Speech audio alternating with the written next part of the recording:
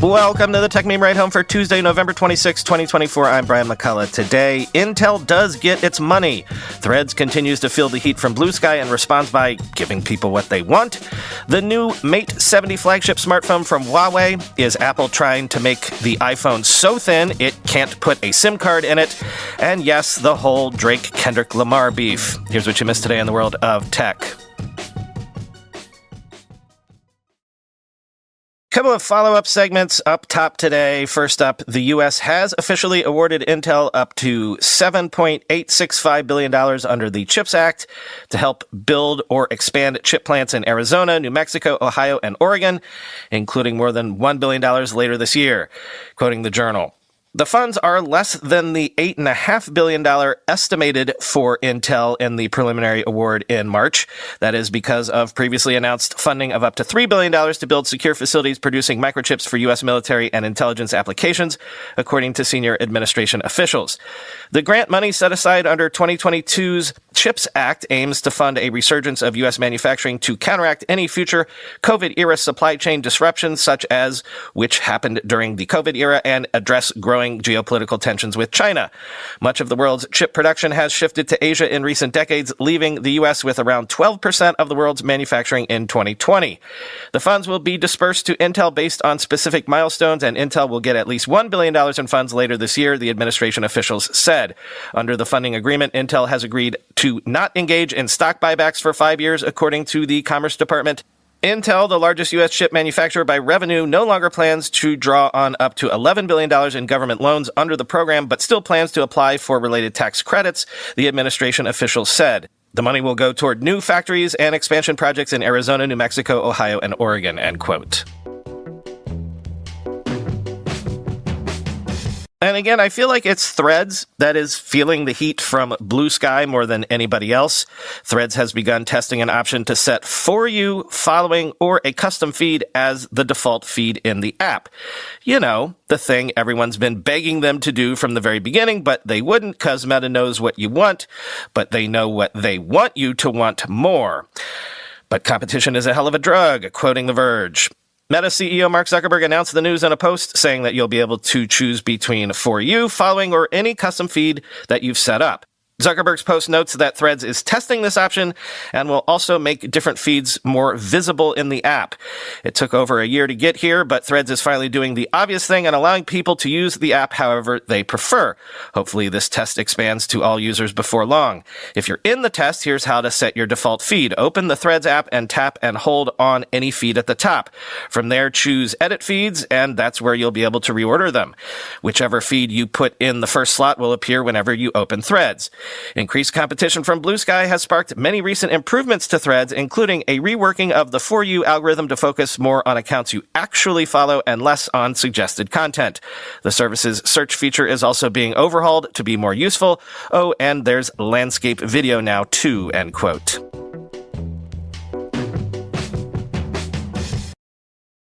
Also in algorithmic news, Elon Musk has appeared to confirm that posts containing links in their main text are being deprioritized on X, saying it is to stop lazy linking.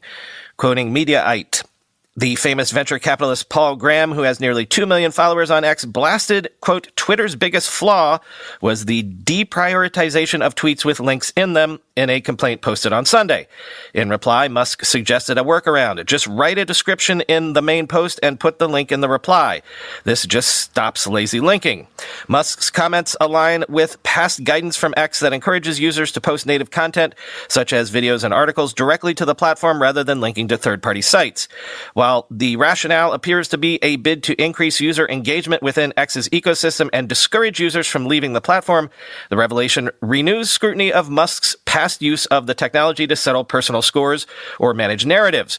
A Washington Post analysis in August 2023 revealed that X had imposed delays on links to rival platforms like Facebook, Bluesky, and Substack, as well as news outlets such as the New York Times. These delays, routed through X's t.co domain, reportedly reduced traffic to targeted websites, potentially impacting their ad revenue. The New York Times expressed concern at the time about targeted pressure applied to any news organization for unclear reasons. Substack's founders similarly criticized the practice, stating that such behavior undermines undermines creators' ability to sustain independent platforms, end quote. A ransomware attack on major supply chain software provider Blue Yonder is disrupting operations at Starbucks, the UK's Sainsbury's, and Morrisons, among others. Quoting the Journal, Starbucks said Monday the ransomware attack affected company-owned stores in its network of around 11,000 sites in North America. It disrupted the coffee chain's ability to pay baristas and manage their schedules, leaving cafe managers to manually calculate employees' pay. Starbucks, for now, is paying employees for their scheduled shifts, meaning they could be overpaid or underpaid depending on the hours actually worked. The company said it would ensure baristas are eventually paid for all hours worked. Automaker Ford Motor says it uses Blue Yonder technology and was investigating whether the outage affected its operations. Blue Yonder said it didn't have a timeline for when services would be restored. The company said the attack didn't affect systems that run on public cloud-based platforms. Sainsbury's and Morrisons, two of the UK's largest grocery chains, said they have turned to backup plans to keep operations running. Morrisons, which has about 1,600 convenience stores and 500 supermarkets across the UK, said the outage affected its warehouse management system for fresh foods and produce. We are currently operating satisfactorily on our backup systems, and we're working very hard to deliver for our customers across the country, a spokesperson for Morrison said. Sainsbury's, which has 600 supermarkets and more than 800 convenience stores across the UK, said it is in close contact with Blue Yonder and has put contingency processes in place. Blue Yonder, owned by Japanese conglomerate Panasonic, makes software for retail companies and manufacturers to oversee operations from managing warehouses and transportation to handling returns. Its customers have included grocery giants Kroger and Albertsons, consumer goods supplier Procter & Gamble, and retail pharmacy chain Walgreens. Those companies didn't respond to requests for comment Monday, end quote.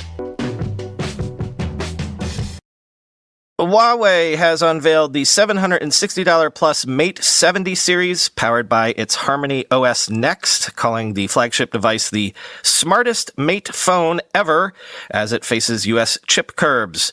Quoting the Times, last year, the tech giant Huawei catapulted to the top of the smartphone market in China when it released the Mate 60 Pro, a phone that contained a tiny computer chip more advanced than any previously made by a Chinese company.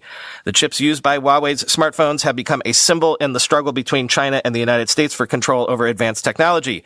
Policymakers in Washington have spent years trying to prevent Chinese companies from being able to make the kind of chip Huawei uses in its Mate phone, but Huawei has pressed ahead and the phone has burnished its image as a national leader, triumphant in the face of U.S. restrictions. Shoppers in China were excited to buy a phone with state-of-the-art components that had been made entirely at home. Huawei was able to appeal to Chinese customers who previously would have been more likely to buy iPhones, eating into Apple's most important market outside the United States. On Tuesday, Huawei unveiled the next generation of that phone, the Mate 70 series, from its offices in southeastern China. Richard Yu, Huawei's consumer group chairman, called the flagship device the smartest Mate phone ever. Powered by its homegrown operating system, Harmony OS Next, which was officially launched last month, the Mate 70 series has artificial intelligence-enabled functions, including improved photography, live transcription, and translation of phone calls. Apple has yet to release its AI features in China. Starting at $760, the price of the Mate 70 is meant to compete with the iPhone in China. Harmony OS Next allows phones to connect with Huawei's other products, electric cars, smart speakers, and watches. But widespread commercial success for the Mate 70 could depend on Huawei's ability to secure a steady supply of chips.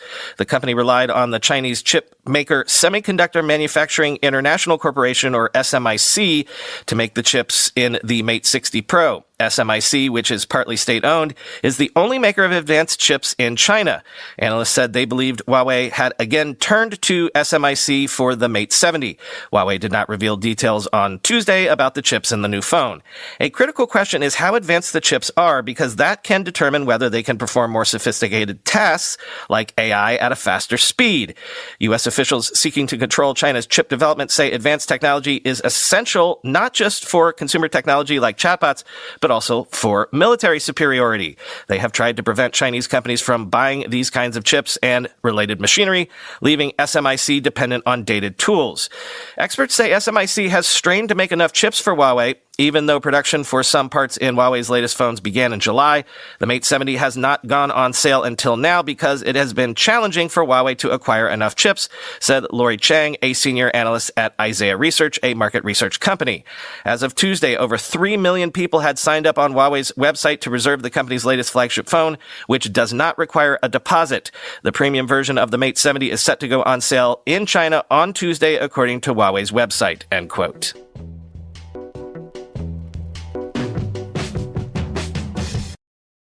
I've said it before on this show many times, but sometimes Apple's obsession with making things thinner can go too far. The information says that Apple's newest super thin iPhone prototypes are a mere 5 millimeters to 6 millimeters thick, below the iPhone 16's 7.8 millimeter thickness. Problem is, that might be too thin for a physical SIM, which may hurt China sales. Quote, Apple plans to release its slim iPhone next year alongside new versions of its traditional models, aiming to rejuvenate iPhone sales by providing customers with a compelling reason to upgrade their devices. The company is particularly hoping the new models will boost sales in China, where its sales have dipped for the last 3 consecutive years amid intense competition from 2 local brands such as Huawei and Vivo. The prototypes of the thin iPhone are between 5 and 6 millimeters thick, compared with 7.8 millimeters for the iPhone 16. So far, Apple's engineers haven't been able to fit a physical tray for a SIM card in the thin device, according to 2 people working on the project and 2 others with direct knowledge of it. Instead, the device relies on embedded SIMs, a chip significantly smaller than a physical SIM card tray that Apple first introduced in the iPhone in 2018. Since then, the company has been gradually phasing out the use of physical SIM trays, which haven't been in US iPhones for 2 years. Unless Apple's engineers can figure out how to include the physical SIM card tray, the company may not be able to sell the phone in China. Chinese regulators still haven't approved the sale of smartphones containing eSIMs. Apple will drop the iPhone Plus from its product line to make way for the new thin model, internally codenamed D23. The company has asked at least one manufacturing partner in China to double production of the thin iPhone compared to the iPhone Plus, a sign of its confidence in the new device, 2 people said. Apple's other iPhone models will also undergo significant design changes next year. For instance, they'll all switch to aluminum frames from stainless steel and titanium, one of the people said. The back of the Pro and Pro Max models will feature a new part aluminum, part glass design. The top of the back will comprise a larger rectangular camera bump made of aluminum rather than traditional 3D glass. The bottom half will remain glass to accommodate wireless charging, 2 people said. The SIM card tray struggle isn't the only issue Apple is having with the thin iPhone. Engineers are also finding it hard to fit the battery and thermal materials into the device, one of the people said. The episode underscores how Apple's attempt to push the boundaries of industrial design and technology can unexpectedly cause clashes with local regulations. Nowhere is this more apparent than in the EU, where officials have criticized Apple's use of proprietary ports and non-removable batteries and have passed laws forcing the company to redesign its hardware. Apple has argued that such regulations can stifle innovation, end quote. Yeah, they're not running into the laws of physics so much as, I guess, the theoretical thinness of an iPhone is now bounded by the thickness of a USB-C port. As Louis Anslow tweeted, "This is the kind of innovation USB-C mandates threaten. If there are physical limits of wireless charging hardware, then phones will be as thick as USB-C plugs forever," end quote.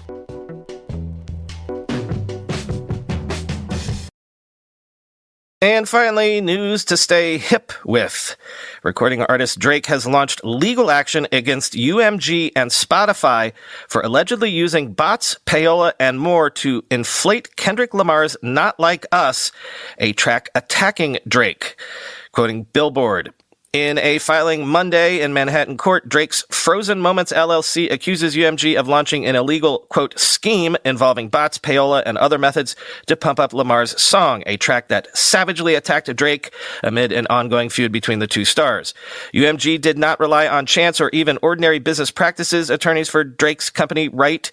It instead launched a campaign to manipulate and saturate the streaming services and airwaves.